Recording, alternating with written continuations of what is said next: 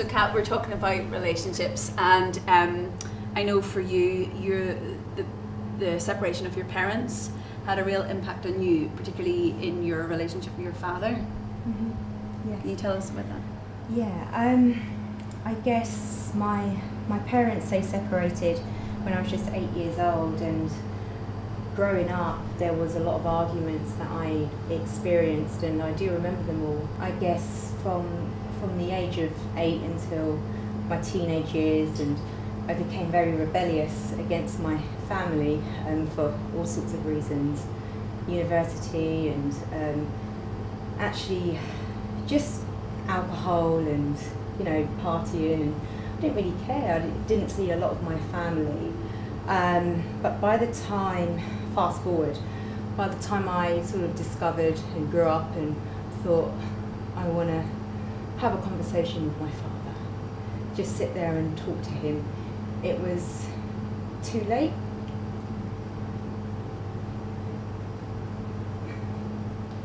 I think he's got Parkinson's and dementia, so I think over the years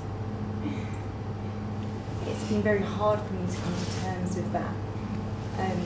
I've seen him for about 14 years really struggle, and he is now completely bedridden and has been for 2.5 years. So actually seeing him decline so much over 14 years has been the most excruciating pain ever, because it just prolongs pain. So I've put my own coping mechanisms in place to be able to deal with that. But in terms of my relationship with my father, I've lost that time with him. When I finally grew up and all I wanted was to sit down and have coffee with him and speak to him and ask him what his weaknesses and strengths were, I could no longer do that. So that I really miss that. Yeah. I don't really know. I'm so proud of you for opening up about this, because I know, you know, it's not an easy subject for you to talk about, Kat. Can you tell us about, with regards to your relationship with your daddy? I know early into your marriage, you and the family had to make that decision to move him into a care home. Is that the right word? Yeah.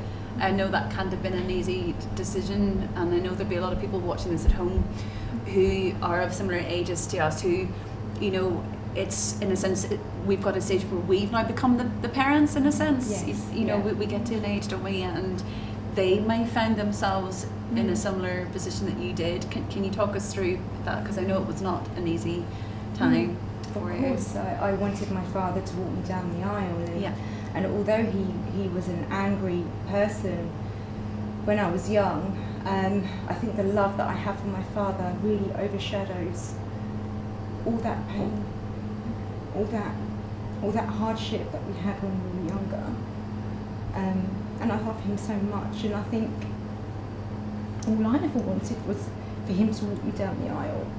But I made a decision in my heart thinking, he's there in my spirit, and I know that he would want me to have the best wedding I could. So we made the decision to get married abroad in Sicily. It was beautiful.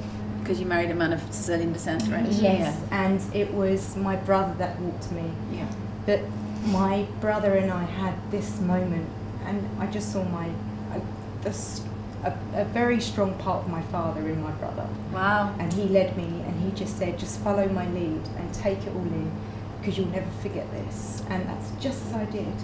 And it's just as what my father would tell me. So just seeing my brother grow up has been lovely, and we're very close. We're very, very close.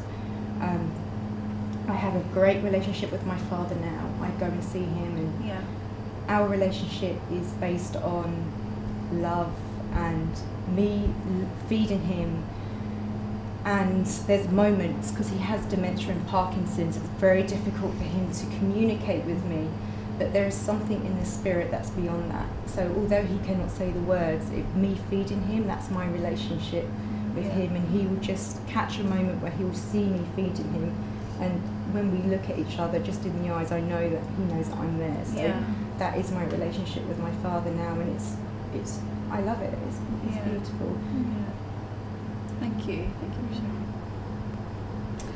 I would say if you do have a family member that you haven't reconciled with, then do it now before they get sick, because it's a different story, and love always overcomes anything that's ever happened in your past. Love always overcomes. That's beautiful. Thank you.